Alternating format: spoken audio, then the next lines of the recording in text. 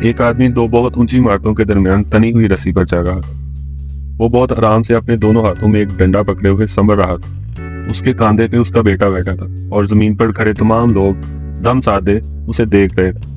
جب وہ آرام سے دوسری عمارت تک پہنچ گیا تو لوگوں نے تالیوں کی بھرمار کر دی اور اس کی خوب تعریف کی۔ اس نے لوگوں کو مسکرا کر دیکھا اور بولا، کیا آپ لوگوں کو یقین ہے میں واپس اسی رسی پر چلتا ہوا دوسری طرف پہنچ جاؤں گا؟